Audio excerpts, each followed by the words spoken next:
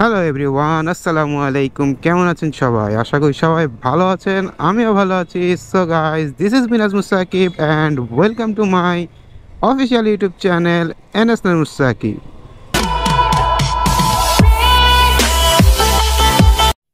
তো hello everyone, বিকালবেলা করে নতুন আরেকটা ব্লগ নিয়ে চলে আসলাম আপনাদের সামনে।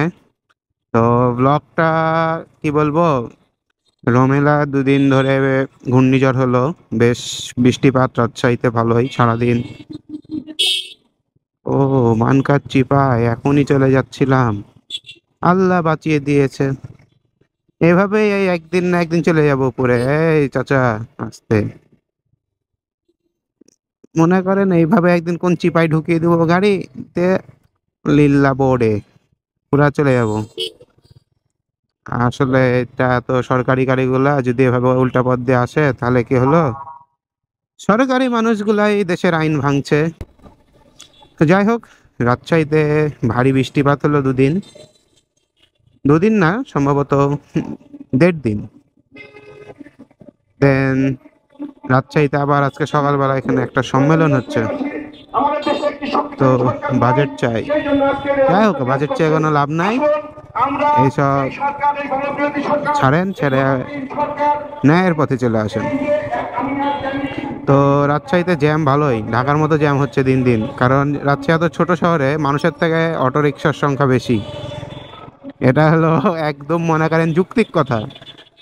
আসলে 2 শিফট করা হয়েছে, তারপরেও যে এত এত এত এত এত জ্যাম লাগে রাজশাহী শহরে, মানে বলার বাইরে। এটা তো বাজার, আপনি রেলগেটে যান তাহলে বুঝবেন যে আসলে ওটা হচ্ছে ঢাকার শাহবাগ চত্বর। আর হচ্ছে রাজশাহী বিশ্ববিদ্যালয় তালাইমারি মোড়ে, এটা এটা হচ্ছে বিজয় সরণির রোড, যেটা পার হতে আপনার 1 ঘন্টা লাগে। হ্যাঁ, রাজশাহীর অবস্থা দিন দিন জ্যামে খারাপ হয়ে যাচ্ছে। তো এক টপিক থেকে আরেক টপিকে চলে যাচ্ছিলাম, যাই হোক আবার নতুন সেই টপিকে ফিরে আসি। সেটা হলো যে নদীর ধারে যাব, যে রাজশাহীতে প্রচুর বৃষ্টি হলো, ইন্ডিয়াতে বন্যাও দেখা দিচ্ছে কিছু কিছু জায়গায়, গঙ্গাতে পানিও বেড়েছে শুনলাম। তো দেখি আমাদের পদ্মা নদীতে পানি কতটুকু বেড়েছে।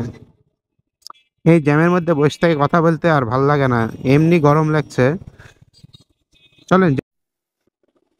রাজশাহীতে 1.5 দিন ধরে বৃষ্টি হওয়াতে রাজশাহীর গাছপালার চেহারা চেঞ্জ হয়ে গেছে।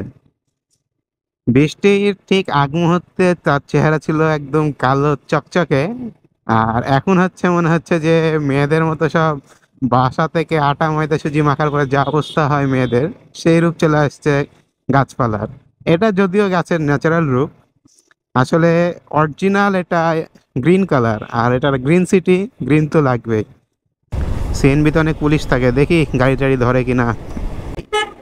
আচ্ছা, গাড়ি কি ধরবে টরবে নাকি? সামনে কাগজপত্র তো আনিনি, মামলা খেয়ে গেলে তো ওর যা, পুরা একটা ঈদের আগে কট খেয়ে যাব। মনে হয় না বাইক ধরবে, ঈদের আগে কট খেতে চাচ্ছি না, কারণ এই ছাপড়ি, ঈদের আগে কট খেলে মনে করেন যে ঈদের মার্কেটটা আমার হবে না।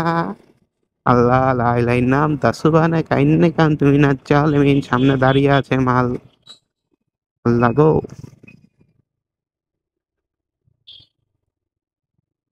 ধরেনি, বেঁচে গেছি, বুকের মধ্যে ধকধক ধকধক করছিল। দেখা যাক, সামনে যাই, চিড়িয়াখানা পার হয়ে যাব হচ্ছে নদীর ধারে। আর এখানে শুনেছি বাঁধের উপরে মোটরসাইকেল তোলা আইনত দণ্ডনীয় অপরাধ, সাথে জরিমানা করা হয়। আর অলরেডি দেখেন কতগুলা বাইক এখানে, আল্লাহ মাফ করুক।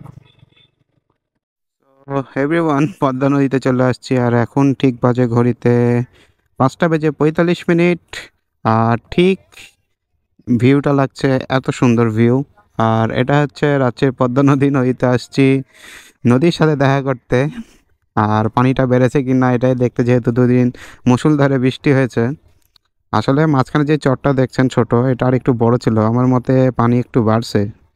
যাই হোক, যতটুকুই বাড়ছে, আর এত সুন্দর পরিবেশে এসে মন এবং মাইন্ড রিফ্রেশমেন্ট হয়ে যায়। তো তেমন কিছু বলার নাই, আপনারা যারা যারা রাজশাহীতে আসবেন অবশ্যই টি বাঁধে ঘুরে যাবেন। আর টি বাঁধে আসলে আপনার মনে যত রাগ ঝাল অভিমান থাকুক সেটা টি বাঁধের যে আমাদের পদ্মা নদীর পরিবেশের যে বাতাসটা সেই বাতাসের সাথে মিশে যাবে এবং আপনার মাইন্ড হবে চমৎকার হয়ে উঠবে। তো ভিডিওটা আর বড় করছি না, ভিডিওটা এখানে শেষ করছি এখানে। তো thanks for watching this video. If you don't forget smash the follow button and subscribe button. তো আসসালামু আলাইকুম।